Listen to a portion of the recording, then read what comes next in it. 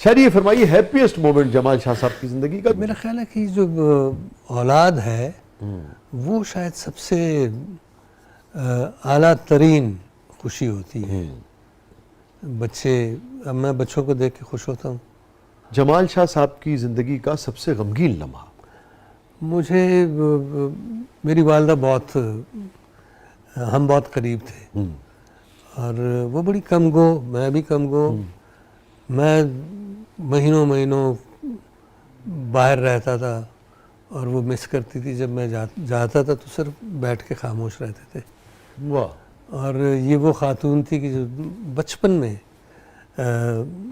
میں گھر کی دیواروں پہ ڈرا کر رہا ہوتا تھا، انہوں نے ایک دن نہیں روکا.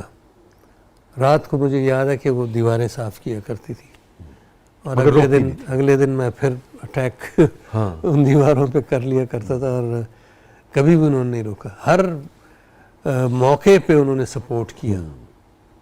ایک جماعت بھی وہ نہیں پڑھی ہوئی تھی، لیکن وزڈم ایسی کہ کمال تھی وہ. تو وہ بعض اوقات وہ سوچ کے کہ وہ نہیں ہے، بالکل بندہ مغموم ہو جاتا ہے. مغموم. آخری مکالمہ کیا ہوا تھا آپ کا اپنی والدہ سے جو آپ کو یاد ہو؟ آخری مکالمہ، بلکہ میں نے ان کو تصویر دکھائی تھی. میں جب دوبارہ شادی کر رہا تھا تو وہ تصویر میں نے آمنہ کی دکھائی اور وہ خوش ہوئی کہ ہاں ٹھیک ہے. وہ سپورٹ کرتی تھی ہر طرح سے، ہر جو بھی آپ جی ہاں کے فیصلے ہوتے. جی جی. تو ایک طرح سے ان کی رضامندی آخری مکالمہ بس یہ بات وہ آپ کے حافظے میں رہ گئی بات. جی ہاں. میں اگر آپ سے یہ پوچھوں کہ اور انتقال ان کا کب ہوا؟ ان کا انتقال کوئی 25 سال پہلے. اوہ جی. سب سے زیادہ اگر میں آپ سے پوچھوں ان 25 سالوں میں جانے کے بعد کس موقع پہ، کس مومنٹ پہ آپ کو اپنی والدہ یاد آئی کہ ہاں اس دن بہت شدت سے یاد آئی تھی؟ مجھے پریکٹیکلی روز یاد آتی ہے، اکثر یاد آتی ہے. خاص طور پہ جب آپ یعنی ذرا انڈر پریشر ہو تو تب زیادہ اور بھی زیادہ، جیسے آپ ایک اسٹرینتھ لے رہے ہو، محسوس یہ ہوتا ہے کہ وہ ہیں. اب میری چھوٹی بیٹی جو ہے ان کی شکل میری والدہ جیسی ہے. اوہ، آدمی دیکھتا رہتا ہے. یہ ہوتا ہے بچوں میں، کسی کی آنکھیں، کسی کا ناک، کسی کی آواز، کسی کے ہونٹ. بچی کی آنکھیں اور ناک والدہ جیسی. شاہ جی یہ فرمائیے سب سے تلخ ترین یاد زندگی کی؟ کئی یادیں ہیں جس میں آپ کے بظاہر بہت ٹرسٹڈ فرینڈز وغیرہ جن کو آپ نے ہیلپ کی ہو، وہ آپ کو بہت بڑا نقصان پہنچا دیتے ہیں اور آپ کو پتہ ہوتا ہے کہ یار یہ اس نے کیا ہے، اور وہ آپ کے سامنے بالکل ایسے بیہیو کرتا ہے جیسے آپ کو نہیں پتہ. تو ظاہر ہے آپ نہیں چاہتے ہیں کہ آپ کسی کو بلیٹل کریں، کسی کو وہ احساس دلائیں، لیکن دل تو دکھتا ہے کہ یار مطلب کیوں. یہ کئی بار ہوا ہے. جی کئی بار ہوا. جی ہاں. احمد قاسمی صاحب یاد آ گئے. آپ لطف لیں گے، آپ پہ فٹ آتا ہے. اس کے اندر کوئی فنکار چھپا بیٹھا ہے، اس کے اندر کوئی فنکار چھپا بیٹھا ہے، جانتے بوجھتے جس شخص نے دھوکہ کھایا.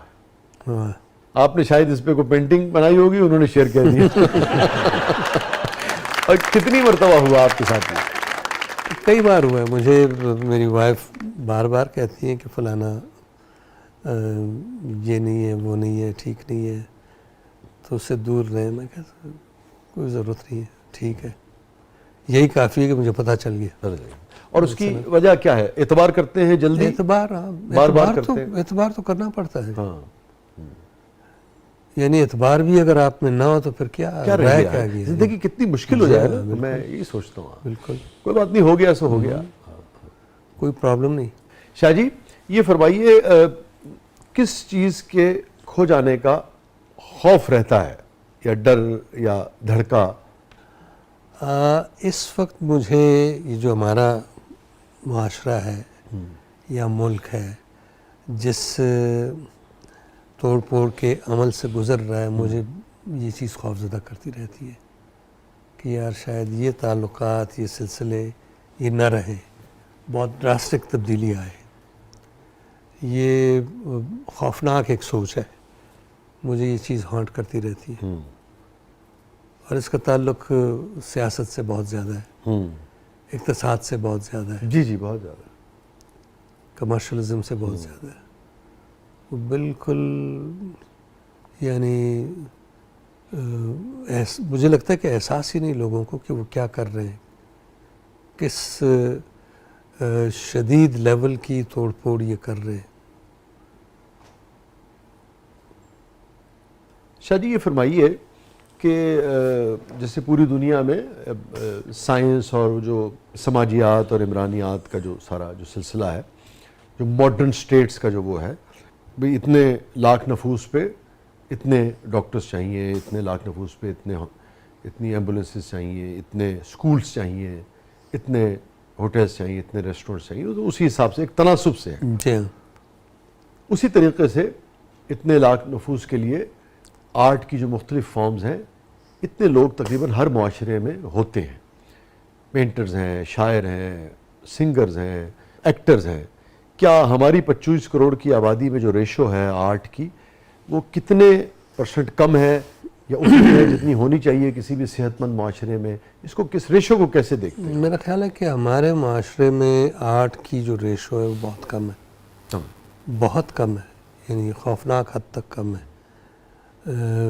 یہ الارمنگ سچویشن ہے، یہ نہیں ہونی چاہیے. اس کا امپیکٹ کیا آتا ہے سوسائٹی پہ، اور اس کا امپیکٹ کیا آئے گا اگلے 20 سالوں میں؟ سوسائٹی بڑی وہ ہو جاتی، سپرفیشل ہو جاتی ہے.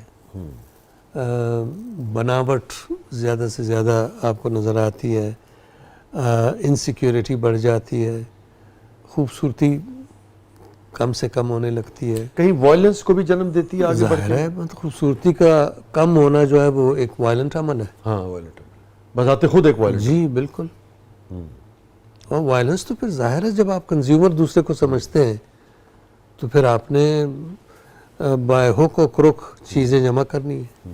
جس انداز سے زمینیں گریب کی جا رہی ہیں، جس انداز سے نیچر کی خوبصورتی کا بیڑا غرق کیا جا رہا ہے، سوچے سمجھے بغیر کانکریٹ کے جنگل بنائے جا رہے ہیں. آپ نے محسوس کیا ہوگا شاہ جی کہ میں اگر 100% نہ بھی کہوں، تھوڑا سا مارجن دے بھی دوں، تو آپ 100 میں سے 90 آپ جگہ اگر جائیں پچھلے 100 دن میں، تو ہر محفل میں چاہے وہ ان کا پروفیشن کوئی بھی ہو، بیشتر جگہ آپ کو ایک ڈسکشن ملے گی: پلاٹس، پلازاز، ہاؤسنگ سوسائٹی کٹ رہے ہیں، اور اس کے علاوہ کوئی گفتگو آپ کو کہیں نہیں. پروڈکشن نہیں ہے. پروڈکشن جو ہے وہ تخلیقی عمل ہے، چاہے وہ کارخانے ہو یا انڈسٹری وغیرہ، وہ ہونی چاہیے. وہ بھی نہیں ہوتی. آپ کے 25 کروڑ آبادی کے ملک میں کوئی مشکل سے 100-150 سنیماز ہیں. جی جی جی. اندازہ لگائیں کہ کتنا بڑا گیپ ہے. میری نظر میں اس ملک میں کم از کم 3 سے 5 ہزار سنیماز ہونے چاہیے، کم از کم. تب جا کے وہ سلسلے شروع ہوں گے اور کہانیاں ہوں گی اور طرح طرح کے پیرائے میں آپ کام کر رہے ہوں گے. وہ اس کا ایک اپنا مزہ ہے نا. اور وہ کہیں نہ کہیں جو آپ کی معاشی جو ترقی میں بھی کردار ادا کرتا ہے، معاشی ترقی کے کریٹیوٹی ساتھ کو ویلیو